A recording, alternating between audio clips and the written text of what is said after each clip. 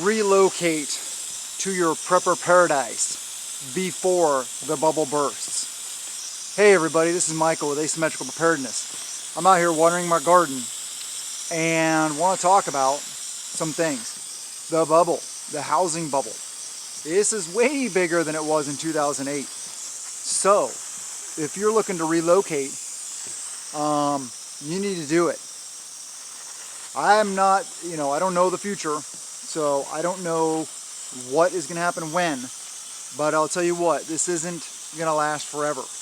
This bubble is big, and it is an opportunity to move somewhere more rural, lower cost of living, maybe some more land than you have now, and be in a better self-sustainable type situation.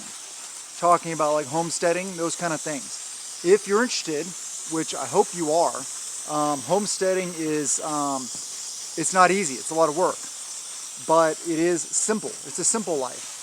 So I just wanted to talk about that while I'm sitting here watering the garden, and talk about the fact that I finally, because of mutual respect and respecting my parents, the patriarch and matriarch of our family, talked with them about our plans to relocate, and they are on board with it. So I'm very, very blessed and very grateful that they are understanding that why we're moving and that we'll be okay. We'll be further from them, but we'll be in a much better situation. I will be able to stay retired, stay, just doing the homesteading things. I won't have to go to a job. I will be working around the homestead. So part of the process is going to be really cool. I hope you guys enjoy it, because we're going to take you along for the ride.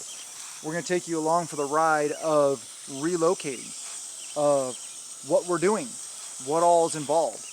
I'm not going to show you every single thing we do to fix up the house or anything like that. But what I'm going to do is talk about a lot of it and show you guys a lot of it, and along through the process. And what I'm really looking forward to is on the other side, showing you guys building a garden from scratch if there's nothing there. A lot of places we're looking, they're already established, orchards or fruit trees. They're already established garden areas, things like that. So that may be a situation. So you'll probably ask where, because everybody always wants to know where. Where is Asymmetrical Preparedness moving? So we don't have an exact location yet, but what we're talking about is the eastern Oklahoma, eastern Texas, and or western, northwestern Arkansas area. Somewhere there, kind of in the Ozarks. Dependent upon my oldest kids, their family, and jobs for them, because we're all going to move. The entire clan is going to move. So we're really looking forward to that. Here, let me turn around here so I can still see you guys and water. It's going to be stressful, because moving is one of the most stressful events in life, right? So is losing your job, which we just went through that. So that's one thing. I don't have to worry about walking away from a really good job, because I'm not working in that really good job anymore. Which I think is a blessing in disguise. Let's talk about that a little bit, because that would have been really difficult to walk away from, and to be fully retired. So I believe that the Lord had a hand in that, and that for some reason, He kind of pushed us over the edge, and had this become an opportunity. Doors opening and or doors closing and doors opening, yeah, that kind of thing. So we're very blessed to be in a situation where we should be able to sell this house for a really good amount of money. And we should be able to purchase a property with cash on the other side. So that will be really nice. And no, we are not we are not Washingtonians relocating to the Ozarks and voting to ruin the state. No. Like-minded here.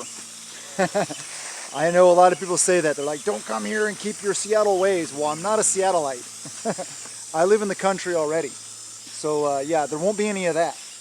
I guarantee you. So who of you guys am I going to end up being a neighbor with? Don't know. Maybe some of you. I don't know. We'll see how that goes. I'm really looking forward to well, I'm not really looking forward to the process because there's a lot of work, a lot of stuff, a lot of stress. But I guess I am. It's you know, it's going to be what it is, and we're going to do the best we can. You know, moving all the way across country is a big deal, a lot of stress. But I'm really looking forward to the opportunity to be fully retired and to be in a much better situation. Or another thing that will be good about this process is that I will be able to be on here doing this and on Patreon, kind of like a full-time thing. I'll be a full-time YouTuber going through the homesteading process, building raised beds, cultivating the soil, planning it out, stuff like that. So I'm really looking forward to being able to go through and document all that stuff. How do you go about doing this? A lot of people probably want to know. How do you do that? Well, stay tuned, because we'll show you how we do it. Yeah, it's going to be pretty cool. And I'll tell you what, I can't wait to get out of Washington State. Yeah. Oh yeah, I'm so looking forward to it. And it was a weight off my chest of speaking to my parents about it. Because like I said, there are patriarchs. I love my family. My family's everything. And they're a big part of it. They're amazing. And I really care about what they think. And I never ever want to disappoint them. I always want them to be proud of me, proud of who I am, and proud of how I live my life, and proud of how I raise my family and all the things. So, yeah, it's going to be pretty cool. I encourage you guys to do the same as soon as you can. Let me turn that a little bit. Because this bubble, like I said before, is not going to last forever. It will, you know, it's only a matter of time before, get my right setting here so I can reach that one. All right, it's only a matter of time before the market collapses.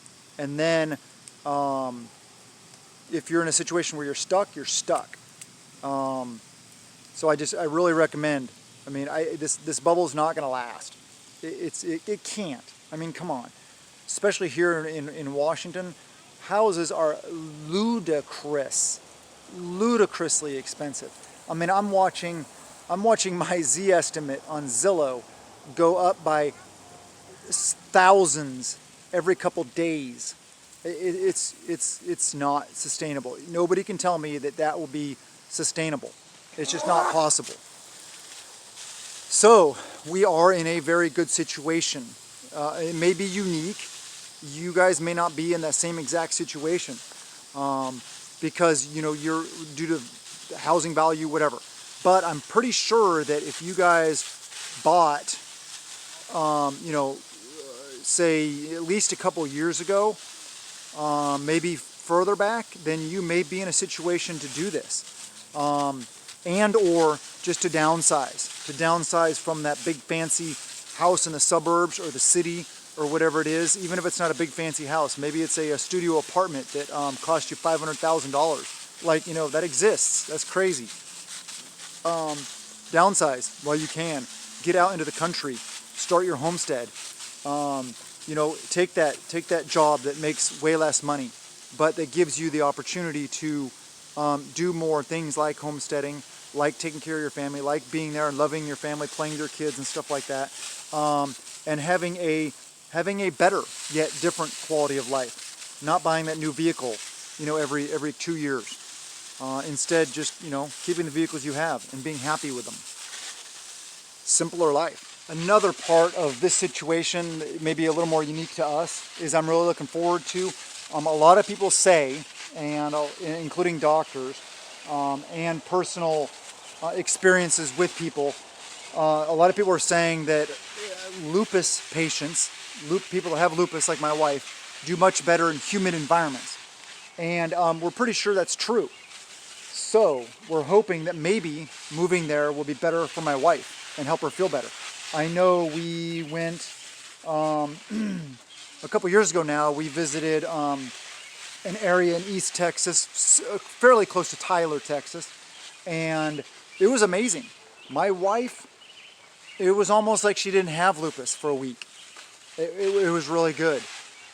She was able to do a lot more than she normally is, and with no detrimental side effects. It was really amazing. So that may be the case. And because my wife grew up in the Ozarks, maybe there's something to said for that too. Maybe, you know, going back to that kind of atmosphere and environment and weather and humidity and heat and stuff like that, it may do her wonders. So we're really hopeful. We're really hopeful about that. One thing I'll have to get used to is snakes. I hate snakes. I hate snakes. I will carry, so my wife has a Taurus, oh shoot, this is YouTube. She has one of those 410 things, you know, I can put some bird stuff in and, you know, take care of snakes. I'll probably carry that on my hip at all times. I forgot, this isn't Patreon. I can't talk about good things like that here on YouTube because the censorship and the algorithm. So anyway, but yeah, I hate snakes. So that's something I'll have to deal with. And I'm not used to heat and humidity, which I will have to get used to that. As far as everything else though, the slower lifestyle, the slower mentality, things happening slower, and the mentality of living in that area or in a rural area, I'm 100% on board with that. I'm totally cool with that. That is something that I will have absolutely no problem with whatsoever. I will have to get used to some of the local lingo. I'm sure that there will be a difference. But yeah, come along for the journey. I hope you guys subscribe, hit the like button, comment below, and help us do the things here on Asymmetrical Preparedness. If you want to check us out on Patreon, links in the description below, as well as a bunch of other stuff, Amazon storefront. There's a link to 10% off Olight. Yeah, it's an affiliate thing. I'm still testing the Olight Frere that I have. I'm in day, I think, 3 or 4 of testing it. I was going to do a video every day, but I figured that'd be kind of repetitive and kind of boring. So I did day 1, I did day 2, and then I'll do a weekly. I'll do a, end of week 1, end of week 2, stuff like that. Show you a bunch of videos from that time period. What did I do to it? How many times did I accidentally drop it? I mean, gosh, I'm such a klutz. How many times did I, accidentally drop it in a bathtub full of water? Things like that. That just happen, Drop it in the dishwater when you're doing the dishes because you got to do your dishes with your Olight, right? No, seriously. So I really want to put it through the ringer and test it and make sure that it's worth the money before I recommend it. Wow, it's a lot to think about, a lot to do, and a lot on our plates. So we're going to be very, very busy. Still try to put out, content as well as getting everything done, getting the house ready for sale, all that stuff like that. We'll also have to get our bug out property, our primary bug out property up for sale. And that's going to be difficult because that is extremely remote, off-grid, rural, and yeah, not that many people have that kind of property. And it's also one of those situations where you can't just get a conventional loan because there's no well, there's no water available right there. We planned on putting in a well, but we hadn't yet. There are other ways to get water up there, but since there's no actual water on the property, you cannot get a conventional loan. So basically somebody has to come up with cash. So we're looking to do that, looking to do a lot of different things, but please think about doing this yourself. Think about getting out while you can. Get out of the cities. Pastor Joe says, come out of her, my people, kumpf.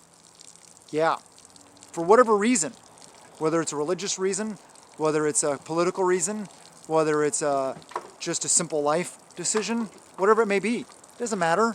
Simplify your life, live rural, homestead. Love the homesteading thing. Have a wonderful day. and blessings to you and yours.